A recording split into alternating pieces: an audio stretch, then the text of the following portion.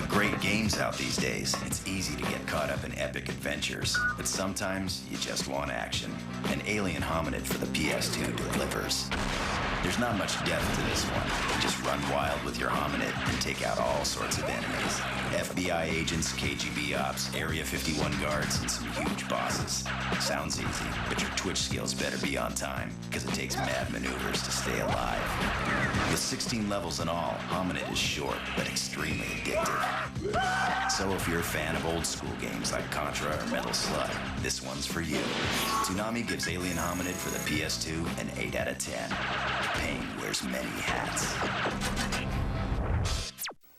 GameCube's been strong lately, so I gave Animal Crossing a shot. This is my kind of game. You just sort of hang out.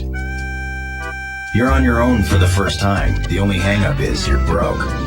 So you gotta work off your debt to Tom Nook.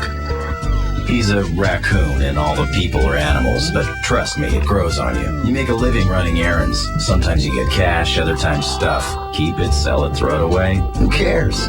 Decorate your house, make it bigger, get better stuff. Just like life, really. You can go fishing, donate to the museum if you want. The game plays in real time. When they say come back tomorrow, they mean come back tomorrow. You can fool time, but it's like you haven't been there in months. Mess around too much and Nintendo sends their muscle. You can visit a friend's town or fork and play in one town. Max the Game Boy Advance if you have it, but don't pick one up just for this. I don't know about playing this game for a year, but it's really fun. Toonami gives Animal Crossing 9 out of 10.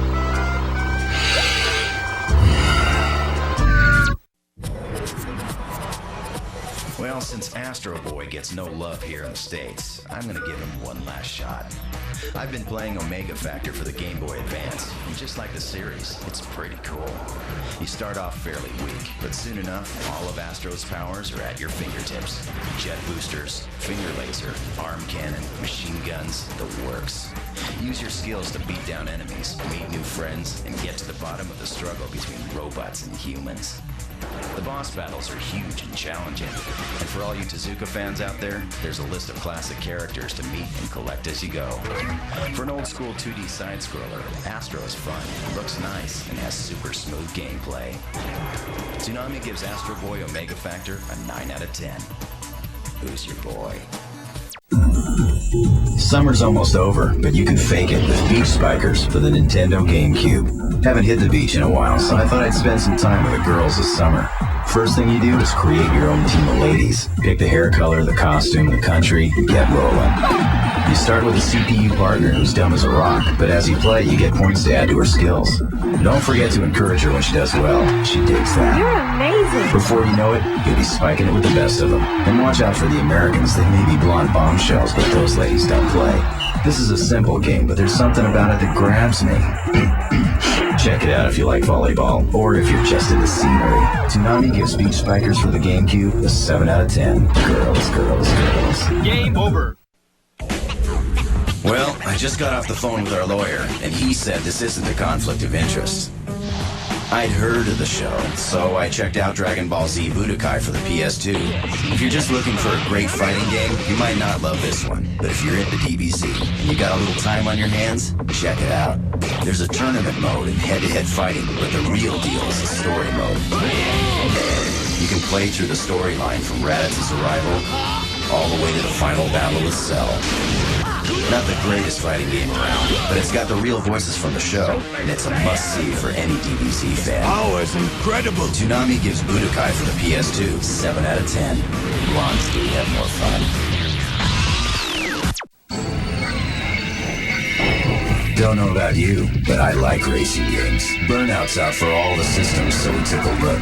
Race around, open up new courses, get new cars. But the real deal is the crashes. You're supposed to not crash, but come on. Downside is, it's short. Maybe just rent it.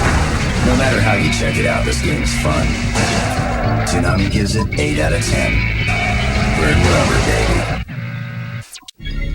So I got this game for the PS2. It's called Dropship. The setup is, it's the future. You're part of a multinational anti-terrorist peace force. You pilot dropships and fighters on seek and destroy missions, protect ground forces, blah, blah, blah. Doesn't look too sharp, but it plays okay. Now here's the problem. I can't get beyond the 6th level. It's driving me nuts. I've played it like 9,000 times, and I can't... I mean, it's only the 6th level. I wanted to review the whole game, but... whatever. I don't even know what rating to give this game. I'll get back to you if I ever beat it. Maybe one of you guys can do it.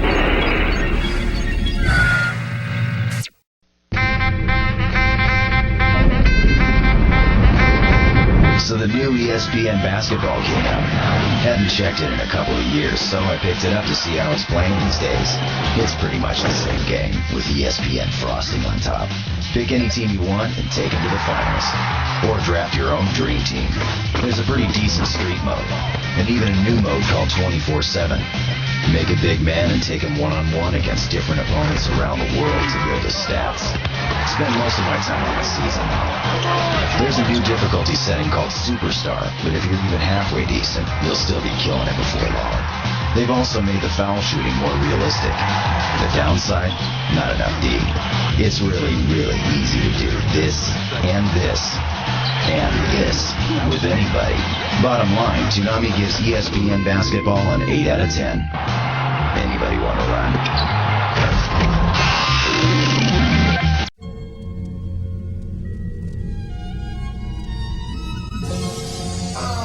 Been a while since we reviewed a Final Fantasy game. But let's not dwell on the past. Picked up Final Fantasy X for the PS2. Sit down, it's gonna take a while. You don't want to move. Anyone who's played a Final Fantasy game will be expecting big things. Well, it's all that and a bag of chips. Here we go!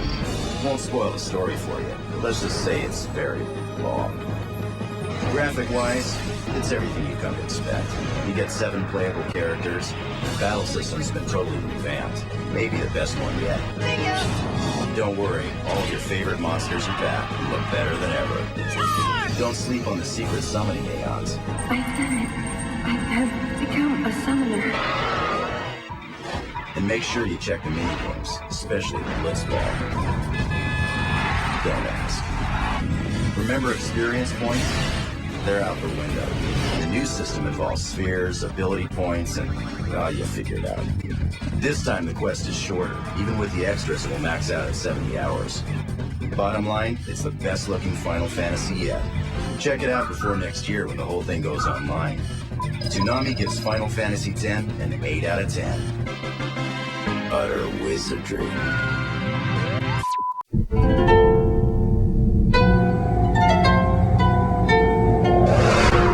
Had this game a while now. Been playing some other stuff, but I keep coming back to FIFA 2002 for the PS2. If you've played the other FIFA games, you know what to expect.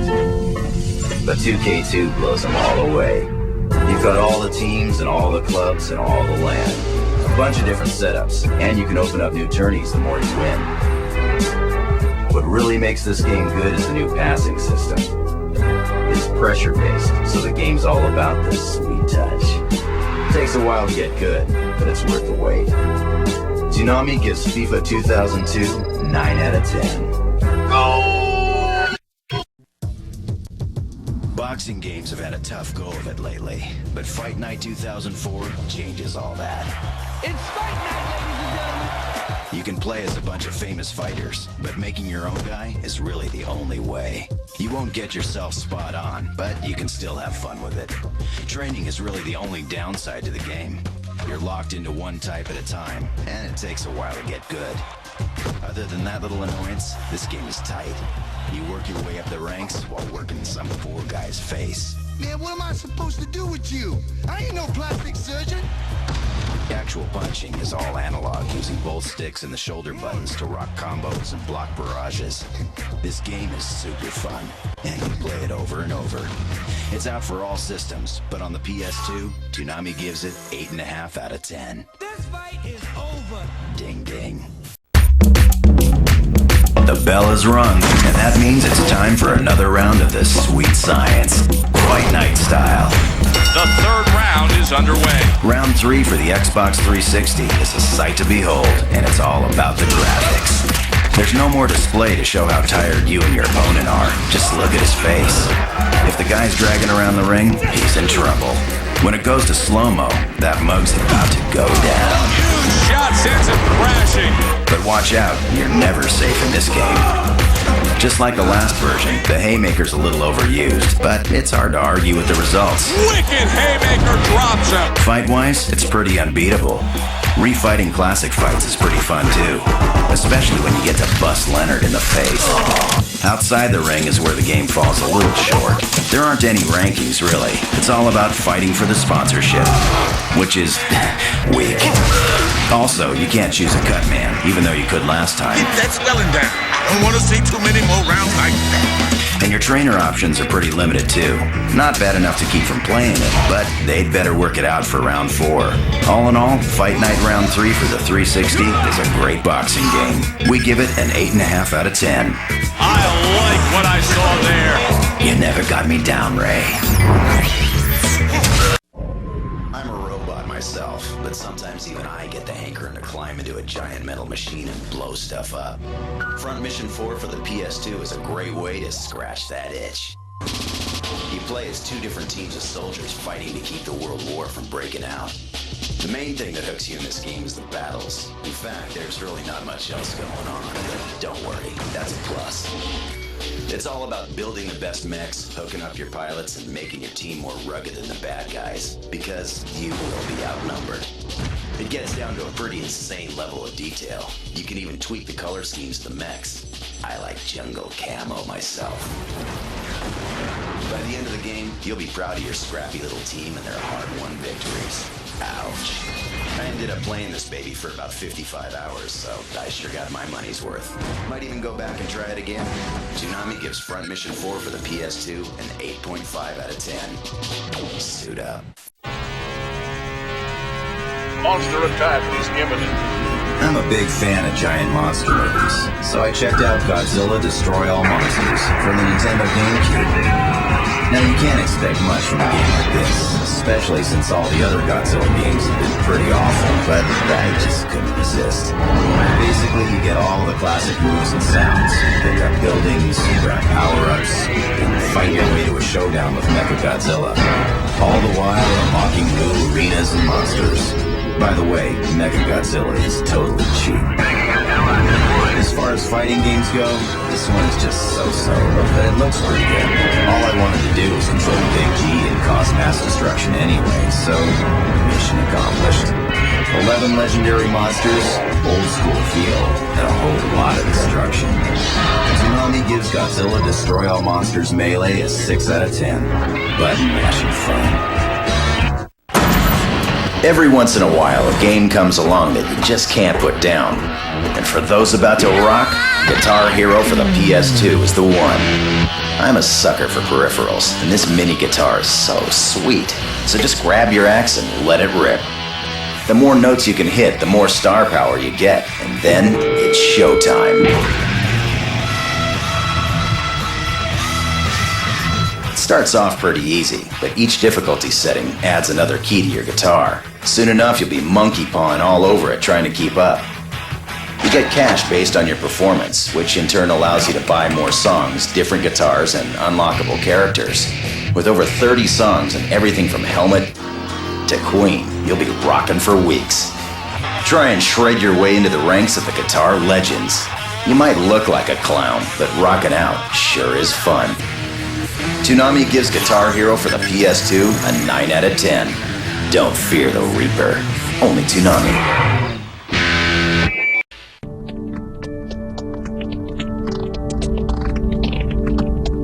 If you're down with a program, you've already seen .hack sign right here. It was kind of confusing, but playing .hack Infection for the PS2 might fill in some of the gaps for you. It's a single-person RPG that simulates a multiplayer online RPG. Still with me? Aura? Anyway, you're still chasing after Aura and the Key of Twilight, but in this version you possess a special bracelet that allows you to hack monsters for treasure and gates for access to secret levels and dungeons. That's a unique bracelet. careful though. If you rely too much on your hacking skills, you risk infection, game over. Make an effort to check out the bulletin boards and return friendly emails or you might miss out. Also, be nice to your in-game pals. You'll be spending a lot of time with them. In case you're not aware of it, you're being very rude. It's easy to get sidetracked in endless dungeons and side quests, and just when you think you got all the answers, they leave you hanging. Fortunately, dot hack mutation is out, so save your stats and use your character in part 2. Toonami gives dot hack infection for the PS2 a 7 out of 10. Riding Cowboy. Summer's here. Time to hit the links. Got scared after the last installment, but the first one was so good, Hotshot III deserved a chance. You know the drill. Start with a couple of guys, win more as you go, dominate the tourneys, reap the rewards. It's still the 3-step shot, but that's the only drawback. Physics are right on, even if the characters are a little off. I knew I could do it. This game is fun and a lot of it. Toonami gives Hotshot III for the PS2 10 out of 10. What? IGPX is over. But if you're still jonesing for more racing, Bondi's got you covered with a new game for the PS2, IGPX. Let's see what's under the hood. Well, there's a bunch of tracks, all the characters and mechs from the show, and a lot of new ones too. You start as Satomi all the way back in the IG3. After a few simulator races, you're off and running. It's more about the fighting than the racing. Pick a strategy according to who you're up against, learn some combos, and get with the beatdowns. Yeah, baby. Winning gives you points to upgrade your mechs. Different parts mean different attacks. When you make it to the IG1, it's all about speed mode. Power Satomi up when you get the warning and see if you can beat the other guy. Now for the bad news. The game's hard, but it's pretty short. You can probably beat the whole thing in a few sit-downs. But you definitely get that old IGPX feeling when you're cracking down on Sledge Mama or dropping the hammer to pull out a photo finish. A word of warning though, watch out for White Snow's Puppet Master attack. What a load. Beat the whole game and you get to face the rocket. And lose, probably. I may be biased, but I dig this game. Check it out if you're a fan of the show. Toonami gives IGPX for the PS2 a 7 out of 10. Drop it like it's hot.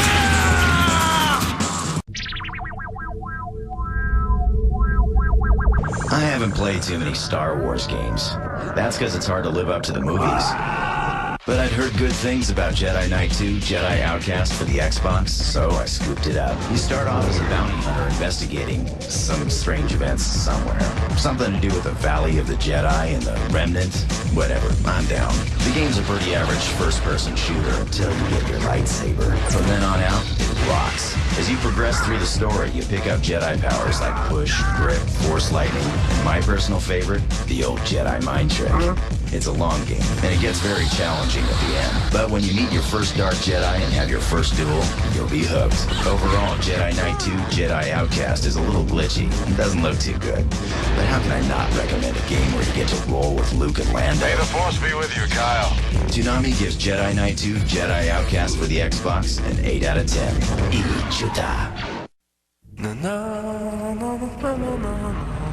Every once in a while, strange games from the land of the rising sun end up here. Katamari Damacy, or in Japanese, Clump of Souls for the PS2 is definitely one of them. It seems the king of all cosmos has destroyed all the stars in the universe, and guess who has to remedy it? It's all about rolling your Katamari around and collecting objects. Anything and everything can be rolled into a ball. The bigger, the better. Sounds strange? Well, it is, but it sure is fun. Crazy music tracks, quirky cutscenes, and simplistic gameplay make Katamari pretty addictive. Toonami gives Katamari Damacy for the PS2 a 7 out of 10. Keep on rolling. We thought the last Star Wars action game was good, but we didn't know about Knights of the Old Republic. It's 4,000 years before the Star Wars movies, as the Jedi and Sith battle for the universe. The Sith are threatening to overrun our position. Destroy them. Destroy them all. This game is huge, spanning 6 planets and around 50 hours if you max the side quests. There's a million of them. The story progresses through conversations, quests, and fights, all of which affect the path you take. Light or dark side, there's no right way to play. The lure of the dark side is difficult to resist. But be careful. Everything you do affects your force alignment. Did you say there are lots of fights? The combat is turn-based, but it feels real-time. And as you level up, you decide the special feats your character learns. It looks really great, especially considering how much stuff they crammed into it. There's also a big part we can't show you without ruining it, but trust us, you don't want to miss this one.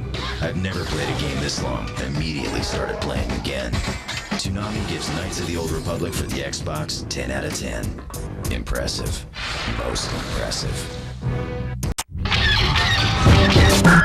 Star Wars is back again, and even better than before. The trilogy that started it all comes to the 360 courtesy of LEGO.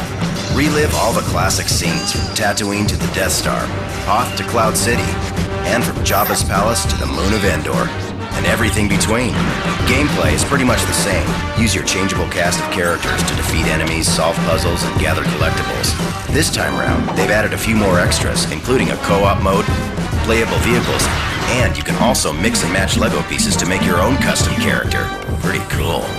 Again, it's a kid's game, but this one's a must for hardcore Star Wars fans. And just like in the original films, it's all here. Han shoots first, Darth Vader has eyebrows, and yes, even the Ewok song. Ugh. LEGO Star Wars makes a triumphant return with the original trilogy, and on the Xbox 360, a galaxy far, far away never looked so good. Toonami gives LEGO Star Wars 2 for the 360 an 8 out of 10.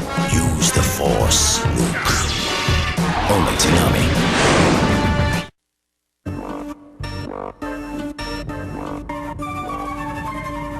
Man, do I like me some Legos. And you know I'm into all things Jedi. So when LEGO Star Wars came out for the PS2, I just couldn't resist.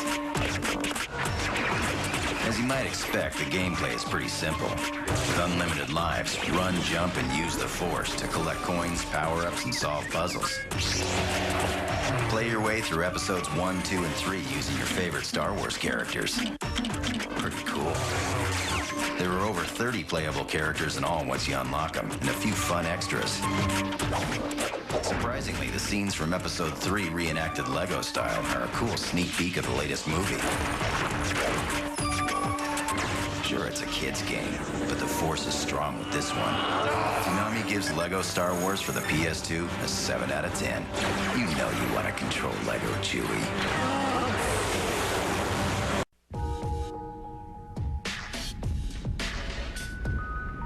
Hello. I've been playing a little something on the side, and I thought I'd tell you all about it, without any comments from the gallery. It's called Lost Kingdoms for the Nintendo GameCube. You're a princess. That's right, a princess. And you're on a quest to save the 5 kingdoms from a deadly fog. Bear with me. Basically, it's an RPG, but you fight with cards. And that's really the best part. It's all about the cards. You can buy, sell, or transform your cards at Gerd's shop.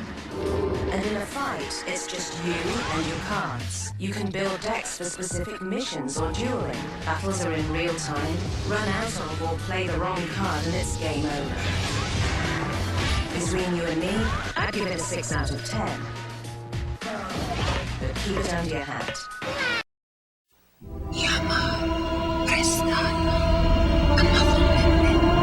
Well, the wait is over. The new Lord of the Rings movie is finally out. It was tough waiting a whole year, but I managed to pass the time with the 2 Towers for the PS2. The quest stands upon the edge of a knife. This is yet another movie tie-in game, but this one's the real deal. I played the first few levels and scenes from Fellowship, and let me tell you, this one puts you right in the mayhem from the get-go. We must save everyone that we can. Eventually, you can play as Aragorn, Gimli, or Legolas, and fight your way through the storyline of the 2 Towers. Sounds pretty easy, but the sheer number of Sauron's minions is at times overwhelming. As the game progresses, the characters get power-ups and gain levels. You also unlock bonus clips and extras from the 2 Towers movie. Survive the battle for Hornburg Gate, and you get a secret character and secret levels. Your end is... With all this hack and slash action, it's easy to overlook how great this game looks and sounds. Almost seamless transitions between movie scenes and game scenes put you right in the action. Get down that ladder before we're overrun! Plus, the actual movie soundtrack goes a long way, especially in the land of Mordor, where the shadows lie. The Dark Lord draws near. Toonami gives the Two Towers for the PS2 an 8 out of 10. This land has changed. My favorite old school video game character is back, my main man Mario. You know I had to check out his newest adventure, Super Mario Sunshine. It's a GameCube game, of course. The big question is, how does it stack up to the last 3D Mario adventure, Mario 64? Let's get down to brass tacks. This game won't change the face of gaming like Mario 64 did, but don't sweat it, the magic is still in full effect. Mario Sunshine looks crisp and beautiful, with gigantic environments and eye-popping colors. Lengthwise, well, I haven't beat it yet. I've been playing for a long, long time. Let's leave it at that. The story is simple. Mario comes to an island with Peach for a little R&R, but when he gets there, he finds a lookalike's been tagging everything in sight, claiming to be him. Princess, look! Naturally, Mario picks up a crazy water cannon thing and starts the whitewashing. In other words, more of the same.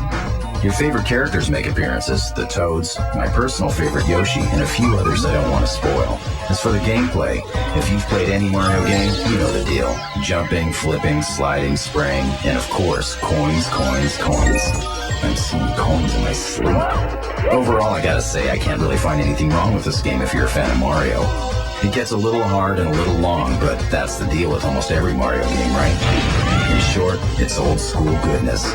Toonami gives Super Mario Sunshine for the GameCube at 10 out of 10. Nice work, Mr. Mario.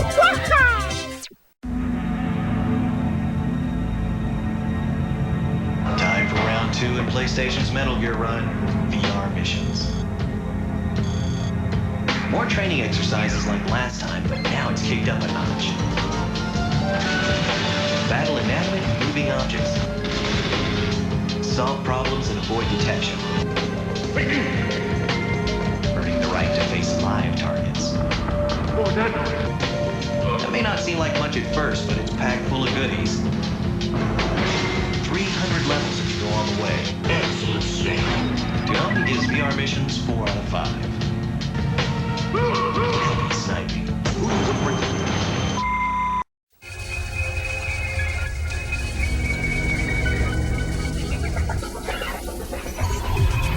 Tom? Yo. Have you played this game for the Xbox called The Elder Scrolls III Morrowind? That's a long title. What a terrific game. I can't put it down. Really? What's the deal?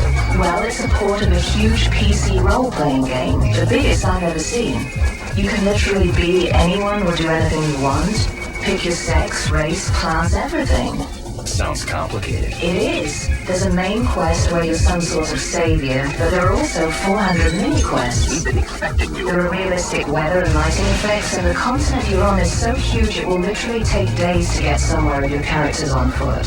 Oh, what fun is that? That's not the point, Tom. It's an incredibly realistic and detailed world. Well, is the fighting fun at least? Because that looks really boring there. Well, not really. That's one of the drawbacks. And it will take so long to finish the game, you might not care long enough to see the end. I don't care right now. Tom, how many of your games have I sat through? Sorry, okay? So what would you give the game on a scale of 1 to 10? A solid 8. You heard her, guys. Toonami gives The Elder Scrolls III Morrowind for the Xbox an 8 out of 10. If you care. Tom! So, I got this weird little game called Mr. Mosquito for the PS2. You play a mosquito living in a house with 3 people. Your job? Suck their blood, of course. Ow, it's so itchy. Be careful when they get angry. They're a lot bigger than you are. You pissed! Rent this one. You'll beat it in 2 hours.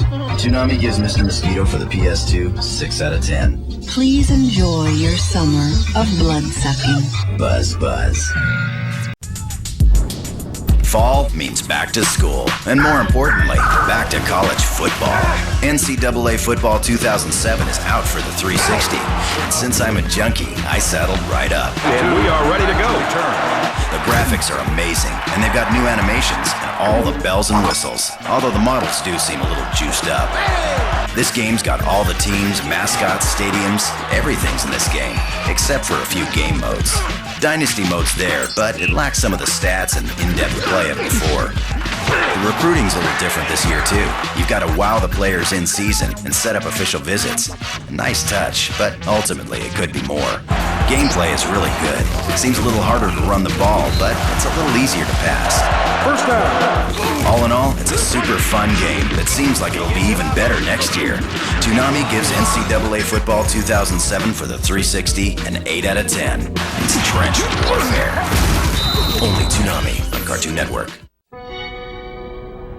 Finally saved up enough credits to squeeze a new system into the mix, so I checked out Pigman for the Nintendo GameCube. It's a strange one, but really addictive once you get into it. Here's the deal. You crash on a strange planet, scattering pieces of your beloved spaceship, the Dolphin, all over. You got 30 days to collect 30 pieces and get out of Dodge. On the first day, find and pluck your first Pigman, and it's on. They come in 3 varieties: red or fireproof, yellow gather bombs, and blue can swim. Very useful indeed. Sun up to sundown, you command your posse of Pigmen around the planet, gathering ship parts, battling enemies, and dragging your defeated foes back to make more Pigmen. Better get them all in before sundown, though. With its bright cartoon-like graphics and smooth gameplay, its only shortcoming is that it's too short, about 16 hours in all. Toonami gives Pigman for the GameCube 9 out of 10. Pick your squad and roll deep. Lately, I've had a lot of sand in my joints. Must be from all that Prince of Persia I've been playing. It's pretty dope. Shall I go on? You start out as a young prince invading an Indian castle, but soon enough there's a bad guy, and the next thing you know, everybody turns into a zombie. From then on, it's just you, your dagger, and of course the princess. It's all about climbing and flipping and fighting, and more fighting. The coolest thing about this game is the way you can use your magic dagger to reverse time. No. That didn't happen. Make a mistake, just rewind. But beware, even with the dagger, this is a challenging game. It looks pretty good too. Check that out. Bottom line, Prince of Persia looks great and plays great, and anybody who's into platforming will love it. Toonami gives Prince of Persia for the PS2 a 9 out of 10. Arabian Nights. Hello there. Tom's busy today, so he asked me to tell you about the game I've been playing lately. It's called Res, and it's actually a few years old, but I've just recently rediscovered it. It's sort of a cross between a shooter and music rhythm game. The story is, well, you're a virus of some sort, invading the mainframe of a computer. Sound familiar? Anyway, your task is to battle the mainframe's defenses and reveal the true being at her core. Yes, Res is strange, but it's incredibly well designed. As you delve further and further into the levels, the amount of enemies on the screen intensifies to the point where you're almost creating a symphony of sound and color. It's like nothing I've seen before or since. All in all, Res is too short. But with a concept this innovative, I can't complain. At this point, it's fallen so far off the radar you'll have to look online for it and probably pay a pretty penny. But I still say it's worth it if you like a good Twitch game, or just some eye candy. Toonami gives Res for the PlayStation 2 a 7 out of 10. Well, they say all good things come in threes, except for movie tie-in games like The Return of the King. But I'm willing to look the other way. The movie is out, and you know what that means. The game is out as well. Get down! It's been a whole year since I played the Two Towers, but it was easy to slip right back into the battle for Midlands. This time I checked it out for the Xbox, which looks a whole lot better, but it's pretty much the same Lord of the Rings game as last time, with a few added treats. The fun starts right where you left off, hacking and slashing your way through the endless stream of Sauron's hordes. There are a few variations, though. As you progress, 3 different story plots emerge, each having to be played by a pre-selected character. Defeat Gollum at Mount Doom, and you get secret characters and levels. You can also go back and play any level with any character, including hobbits. As before, you fight your way through the storyline, all the while getting power-ups, gaining levels, and unlocking bonus clips and extras from the Return of the King movie. It's always sad when a great franchise comes to an end, but at least with this one you can relive the action and go out with a bang. Toonami gives Return of the King for the Xbox an 8 out of 10. If you're one of the other 30,000 people who played Ico, then you probably know all about Shadow of the Colossus. If not, you've missed out on a great game, and shouldn't sleep on this one. You play as a guy who has to defeat 16 Colossi in order to save your, I guess, girlfriend? The story's a little soft, but the visuals are far from it. Destructive simplicity meets immense landscapes. You're the winner for it. Basically, the game boils down to riding along your sword's path. Find the next Colossus in line, exploit its weak point, absorb the power, come back to the temple, and then start on the next one. Not too complicated, until you come face to face with this. Or this. Colossus is pretty short. It probably won't take you more than 10 hours. But when you're riding on top of a 100-foot-tall giant or jumping out of the way of one of the smaller ones, you'll wonder how time flies. I felt a little bad for the Colossi. I mean, what did this guy do to me? But when the man says jump, you gotta say how high. Don't expect a lot to do. There aren't any side games or mini-boss fights. But that's what makes this game so great. It's all about you and the Colossus, fighting it out in this beautiful, huge world. Toonami gives Shadow of the Colossus for the PS2 a 9 out of 10. The bigger they are, the harder they fall. Only Toonami, Cartoon Network. Has it been that long already? SpiderMan II is out in theaters, and that means the game is out as well. The PS2 version was pretty good last time around, but I went to Xbox and checked out SpiderMan II. There have been some major changes with this title, good and bad. First off, you roll GTA style through a full-scale model of New York City. Go wherever and do whatever you want. Pretty sweet. On the downside, the beatdowns are pretty boring. Character building errands hit the snooze bar. And it's pretty lame stopping the same petty crimes over and over. And sure, you can roll through the movie storyline in about 4 hours, but who cares? Web slinging's where it's at. This one's all about soaring through NYC as only Spider-Man can. The web controls are even tighter, giving you total control. All of Manhattan is one big playground, and I got game. So if you're a Spider fanboy or just a fan of the Big Apple, this one's for you. Toonami gives SpiderMan II for the Xbox 7 out of 10. And don't mean a thing if it ain't got that swing.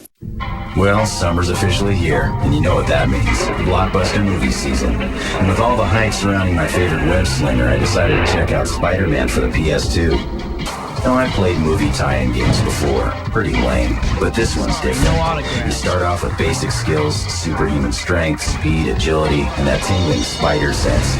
You swing around skyscrapers, beat down gang members, and solve puzzles, all the while building your skills. It takes time to get used to the web slinging, but once you got it, it's on. The web controls are sweet. Tie-ups, domes, impact shots, zip lines, and more. Gradually, you learn the moves and combos worthy of your friendly neighborhood Spider-Man. The game pretty much follows the movie to the letter, except there's more classic villains to battle like the Shakur and Vulture. Plus multiple aerial battles with Gotti, of course. So if you've ever wanted to do whatever a spider can, this one's for you. Toonami gives Spider-Man for the PS2 8 out of 10. Swing on, Spider friends.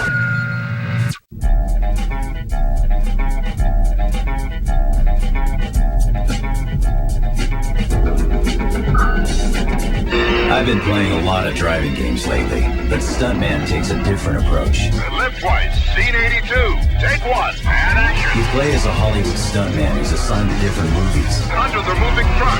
The director shouts out what you need to do, and, well, you do it. Swerve through the truck, jump over the destroyed bridge, jump out of the car. Sounds pretty simple, but it ain't easy. Through the roadworks, aim for the train, into the flatbed. Let me warn you, though, this game's not for everyone. Get another vehicle ready. You end up playing each level over and over, getting your timing down, and figuring out what to do. Set them up again. And the load times are unacceptably long. If you can handle the downsides, you'll love it. Otherwise, don't bother. Toonami gives Stuntman 8 out of 10. And action! Tiger rules the roost, even up here in space. So I had to check out the new Tiger Woods. The swing mode stays analog, but that's not all that sets this game apart. You make yourself, and I mean to a T. Play match play for the World Championship. So close. PGA Tour for a career. And reap the rewards. They've added a bunch of new courses and kept the old ones they made up. But between you and me, they should have left them out. Another new twist is you get sponsors the better you play and get paid for using their stuff. Top to bottom, this game is tight.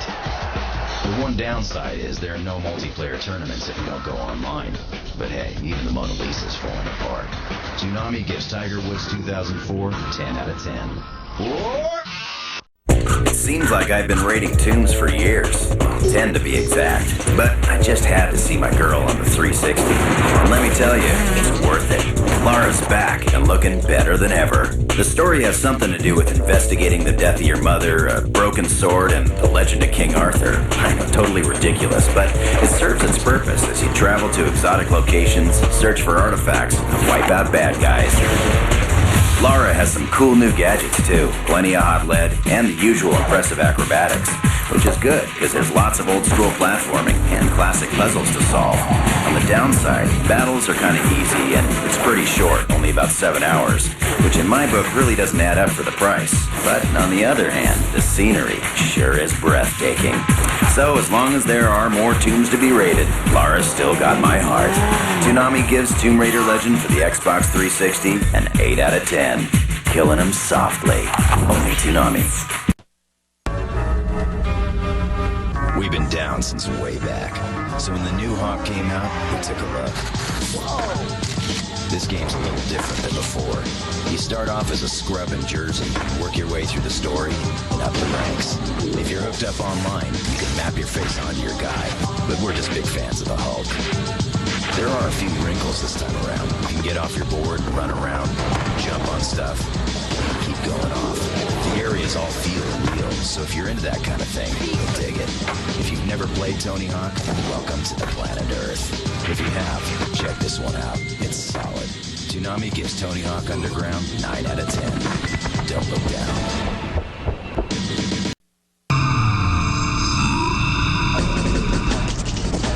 Well, I hadn't seen any cool titles for the GameCube in quite some time, until I came across a little-known game called Beautiful Joe. It's your basic side-scrolling beat-em-up with many combos and power-ups, but it looks really sweet.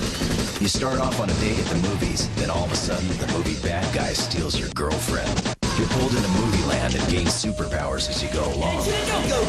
Slow-mo, box speed, and zoom. Now all you have to do is get her back and save the world. No sweat, right? Wrong. Using combinations of your different powers at critical times and putting on a good show is where it's at. Style equals points, points equal power, and power equals domination. Life is beautiful, but pretty tough. In fact, I hate to admit it, but I had to switch over to kid level to work on my skills for a while. Oof. Joe's my type of guy. Has superpowers, eats burgers and fries for health, throws a mad beat down, and does it all with style. It's so fun, I'm even willing to let the red tights and pink cape slide. This time, Toonami gives Beautiful Joe for the GameCube an 8 out of 10. Henshin and go-go, baby. Well, looks like you all got the memo about the last Katamari game. You know what that means. Sequel time. And the aptly titled We Love Katamari says it all. This time around, the king of all cosmos has decreed more planets and stars. And the adoring fans have all sorts of insane requests for Katamari action. So let's get rolling.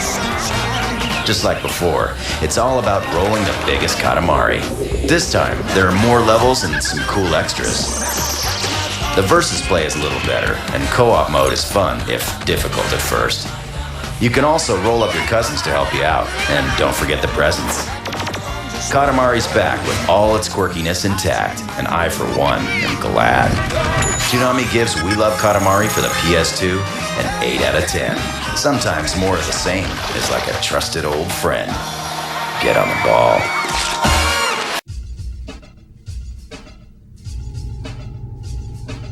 So after 2 years of hype, the Xbox is finally out. What's the verdict? Look at the evidence. We'll start with Dead or Alive 3. This is more like Dead or Alive 2.5. Anyone who's played this game before won't be in for any surprises. It certainly looks beautiful, and I dig the reversals, but not a lot of depth here. Dead or Alive 3 gets a 6 out of 10. Close but no cigar. Now on to one of the biggest Xbox titles. Oddworld Munch's Odyssey, sequel to Abe's Odyssey on the PS1. It's essentially more of the same, but the big news here is the leap to 3D. This time you use a new character, Munch, in conjunction with your old pal Abe. This is a great game, but it's a little long. Oddworld Munch's Odyssey gets an 8 out of 10. Finally, had to get my race on, so I checked Project Gotham Racing, Xbox's answer to Gran Turismo. All I have to say about this game is, kudos. Otherwise, it's a solid racing title, but nothing to build a franchise on. Gotta give this one a 7 out of 10. Nice try. Overall, the Xbox is a powerful machine. Besides DVD and video game capabilities, you can rip CDs and listen to your MP3s with any game. Looks like Xbox has come out of the gate pretty strong. Toonami gives the Xbox launch an 8 out of 10. Nice work, Mr. Softy. The Wind Waker, the first Zelda game for the GameCube, is out, and I dove right in. Long story short, you look like Link, and you're off on your adventure. If you're new to the Zelda world, you start off small and pick up stuff along the way. There's places to go, and people to meet. Dungeons to solve, and bosses to smash. Your conductor's baton, the Wind Waker, is the key to getting you through the game and around in your talking boat. While no man's an island, the whole world's an ocean. So you've got a sea chart and a bunch of other maps. But if you want to find everything, get yourself a guide and a sandwich, because you're in for a long haul. There's a ton of side quests. You gotta stop and smell the, well, everything. Overall, this game is fun and deep and looks great. Something for everyone. Toonami gives Wind Waker for the GameCube 10 out of 10. 16 years and going strong.